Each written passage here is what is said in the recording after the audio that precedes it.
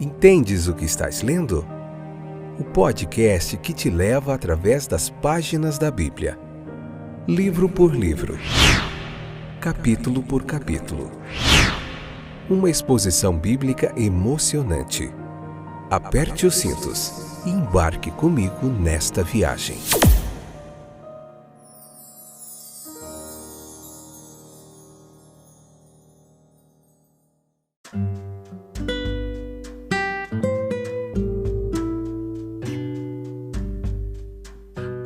Olá, eu sou o Fábio e esse é mais um episódio do podcast Entendes o que estás lendo. Satisfação poder estar aqui novamente com vocês para nós juntinhos aprendermos mais do texto bíblico. Como vai vocês?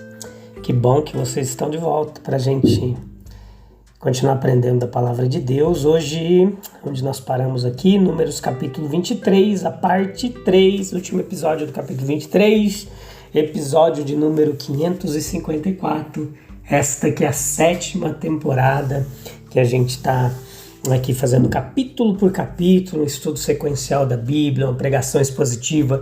Estamos aí em 15 países, nós temos ouvintes ouvindo, espalhando essa palavra de Deus, vidas estão sendo transformadas, abençoadas, edificadas, renovadas pelo poder da palavra de Deus. E é uma satisfação ser um instrumento ao qual, através de mim, isso está sendo realizado pelo poder e a graça de Deus. Então é isso, aqui você encontra muita teologia bíblica, no Spotify, no Deezer, na Amazon Music, e você pode espalhar aí. Leia o capítulo 23 do livro de Números, vem para cá e vamos falar hoje sobre essa fidelidade imutável de Deus, essa fidelidade dele que não muda. Nós não temos esse poder de mudar Deus, de fazer ele se tornar infiel. Mesmo que nós fomos infiéis, ele permanece fiel. É o que nos ensina a palavra de Deus. Então, em Números capítulo 23, versículo 19, duas verdades são sugeridas em contraste. É natural que os homens mudem ou quebrem a sua palavra. Eles se arrependem, isto é, eles mudam de ideia frequentemente, precipitadamente, por causa de ignorância, miopia, preconceito ou uma estreiteza de espírito. Imagine um homem inconstante, indeciso e, portanto, instável, como escreveu Tiago, capítulo 1, versículo 8. Quando ele não se arrepende, pode ser um sinal de uma obstinação. Jeremias, capítulo 8, versículo 6. Eles mentem. Filhos de Satanás, diz João 8,44. Muitas vezes treinados desde a infância em caminhos de falsidade, Salmos 58,3. Eles ajudam a minar os fundamentos da sociedade, Isaías capítulo 59, versículo 13 ao 15. E a tentar homens verdadeiros a uma desconfiança universal, Salmo 116,11. Tais homens tendem a pensar que Deus é como eles, mutável e infiel. Eles projetam uma imagem de si mesmos como idólatras e chamam isso de Deus, Salmo 115,8. Por exemplo, Balaque, versículos 13 e 27, e o próprio Balaão, a princípio, Números capítulo 22, versículo 8, versículo 19. É impossível que Deus minta. Algumas das promessas de Deus são condicionais, embora na forma possam parecer absolutas. Por exemplo, Números capítulo 14, versículo 11 e 12, Ezequiel capítulo 33, versículo 12 e 20. Eu não vou ler aqui, mas você pode ir lá para enriquecer mais esse nosso ensino. Mas outras são fixas, incondicionais e absolutas. Nós vemos isso em maldições.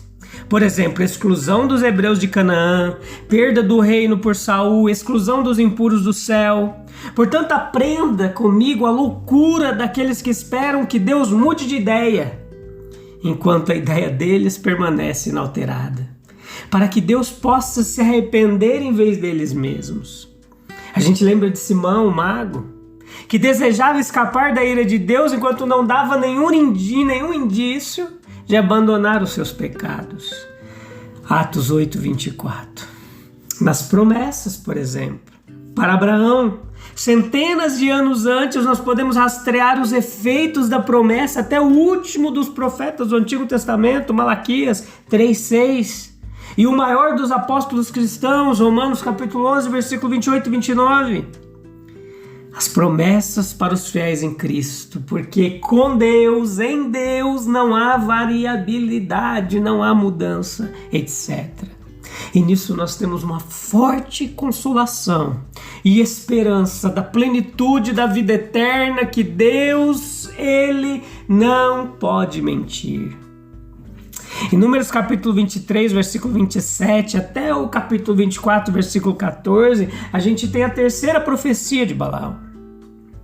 Depois de ouvir a segunda profecia, especialmente a sua conclusão ameaçadora, ele fica naturalmente muito irritado, Balaque. Já é ruim o suficiente ter ficado desapontado pelo menos uma vez. Mas os reis gostam do pior, quando a ameaça se soma à decepção. E a princípio Balaque, o rei, ele faz como se não quisesse mais dizer nada sobre o assunto, de uma forma ou de outra. Se Balaão não pode amaldiçoar o povo, também não vai abençoá-lo. Mas ficando um pouco mais calmo, Balaque, ele decide tentar uma terceira vez, e de um lugar ainda diferente, tão pouco ele precisava da afirmação solene dos propósitos imutáveis de Deus, para os quais sua atenção havia sido especialmente chamada. A conduta de Balaque é um aviso para mantermos nossos corações corretos em todos os momentos no que diz respeito à recepção da verdade divina. As verdades declaradas de forma muito clara e enfática em circunstâncias críticas podem ainda ser totalmente negligenciadas. E aquilo que é necessário conhecer terá, nós podemos ter certeza, uma clareza correspondente à necessidade. Por mais claras e simples que sejam as declarações em si mesmas, elas devem ser inúteis se nos recusarmos a dar-lhes uma atenção humilde e diligente. Com relação a Balaão, ele não sai mais em busca de encantamentos, embora ainda se apegue aos inevitáveis sacrifícios. Balaão viu que agradava ao Senhor abençoar Israel. Ele demorou muito tempo, ele causou muitos problemas para ver isso, mas a sequência prova que, afinal, vendo ele não percebeu e ouvindo ele não prestou atenção para entender. Nessa ocasião, agora, ele viu o suficiente para convencê-lo de quão vãs eram as esperanças de Balaque de uma maldição que viesse da parte de Jeová sobre o seu próprio povo. Se Israel fosse derrubado, não seria dessa forma. Observe que ao proferir essa profecia, você pode ler o texto e entender que Balaão ele é lançado em um estado de receptividade mais elevado do que antes. Quando Balaque se recusou a ficar satisfeito com a primeira profecia, ele recebeu uma segunda, especialmente dirigida a si mesmo e mais completa, mais indicativo dos recursos de Israel, por mais variados, amplos, infalíveis que fossem, para todas as necessidades possíveis. Mas agora, ele não consegue uma profecia mais completa em si. É antes uma prova mais clara de que Balaão é de fato empregado por Deus como profeta. Ele é lançado em um estado de êxtase. Seus olhos estão fechados para o mundo exterior, mas os olhos da mente agora, eles são abertos e uma imagem primeiro bela, depois terrível é apresentada à sua visão. Deus não apenas coloca suas próprias palavras nos lábios de Balaão, mas também o faz ter visões que eram habitualmente confinadas a homens que eram espiritualmente preparadas para elas. Balaão, sem dúvida, olhando para a distância entre o atual acampamento de Israel em Moabe e a sua vida futura em Canaã, ele prefere ter visto ruína, confusão e desolação, algo para alegrar o coração de seu empregador e trazer para si recompensas prometidas. Mas ele só podia ver o que Deus lhe mostrou. Se então Deus manteve esse ímpio Balaão sob tal controle, qual não pode ser o seu poder sobre aqueles que se submetem a ele de todo o coração, meus queridos. Quanto mais você dá a Deus lugar, mais consequentemente Ele lhe dará em troca. Rendam-se a Deus, para que Ele não apenas trabalhe através de vocês pelo seu grande poder, mas em vocês e para vocês, de acordo com o propósito de seu amor e as riquezas de sua graça.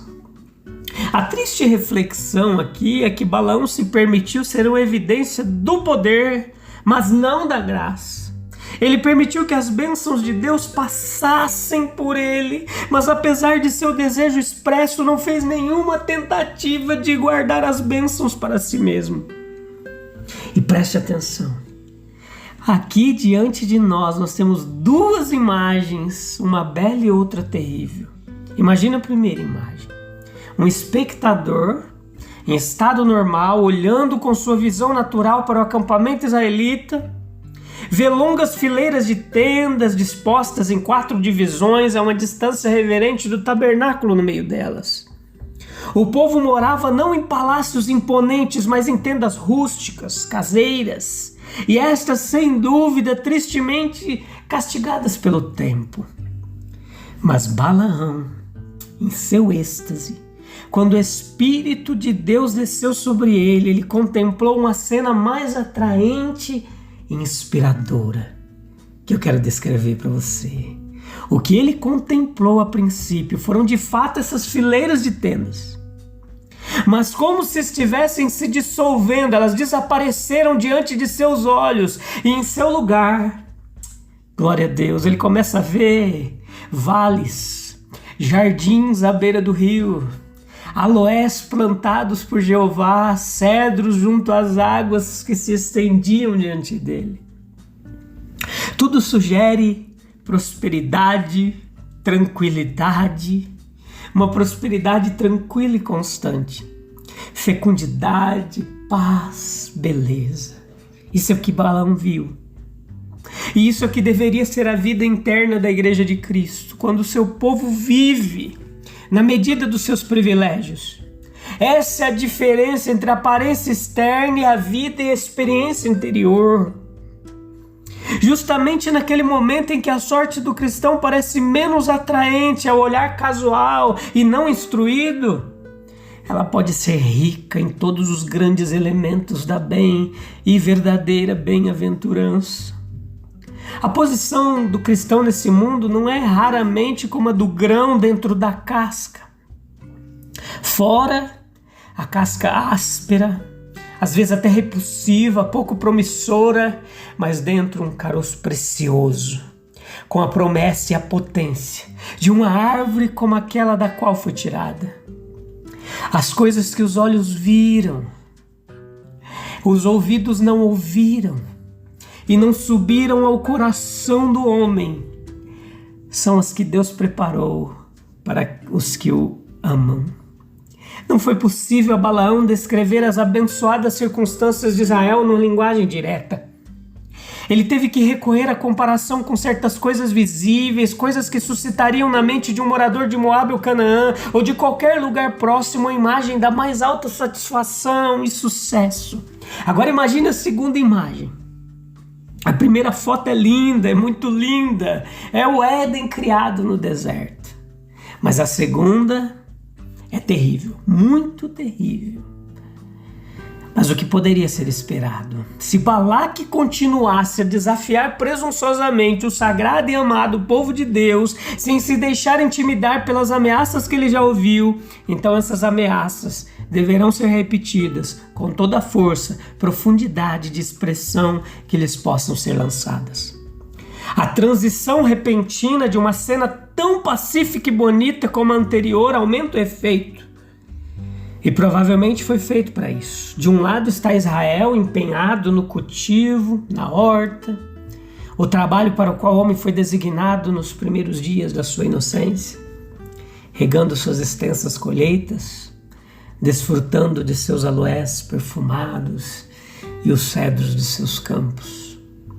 Que Balaque compreenda bem que Israel, sob a mão de Deus, está ascendendo à mais alta eminência entre as nações. Balaque expõe um espírito intolerante e desconfiado do mundo em todos os seus reinos. E o mundo não dá ouvido às profecias, não as leva a sério, caso contrário, deixaria de ser um mundo afastado de Deus. Essas profecias de Balaão, embora tenham sido proferidas pela primeira vez aos ouvidos de Balaque, pretendiam no devido tempo alcançar, guiar, assegurar e confortar Israel. A gente volta no próximo episódio, tá bom? Mas antes disso, eu quero deixar 2 perguntas aqui retóricas para você e a gente fazer uma oraçãozinha curta para a gente encerrar. Obrigado pela sua paciência, sua audiência, companhia, tá bom? Pense comigo, se os homens frequentemente mudam, quebram suas promessas, como nós podemos confiar plenamente nas suas palavras? Se os homens frequentemente mudam e quebram as suas promessas, como nós podemos confiar em suas palavras? Em meio às incertezas humanas, meus queridos, qual é a verdadeira fonte de estabilidade que a gente tem? Qual é a fonte de imutabilidade que a gente deve buscar? Pensa aí, tá bom? Feche seus olhos, busca um lugar em silêncio para a gente falar com o Papai do Céu. Ah, Senhor, em um mundo cheio de tantas mudanças que acontecem o tempo todo, tantas incertezas que alcançam nossas vidas, machucam nossos corações com dúvidas e incertezas. Nós reconhecemos que os homens podem falhar, podem usar suas palavras para tentar manipular e não cumprir aquilo que eles falam. Mas a minha alegria não está nisso. A minha alegria é que tu permanece constante no teu amor, nas tuas promessas e que tu não muda. O Senhor não é inconstante. E obrigado por isso, Deus. A gente poder confiar num Deus fiel, mesmo que a gente falhe. Mesmo que a gente não seja cristão perfeito. Mas a gente tem um Deus perfeito para afirmar nossa fé e a nossa esperança. Nós oramos em nome de Jesus, te agradecemos. Obrigado por tudo. Perdoa nossos pecados. Guia nossos passos. Amém, amém e amém.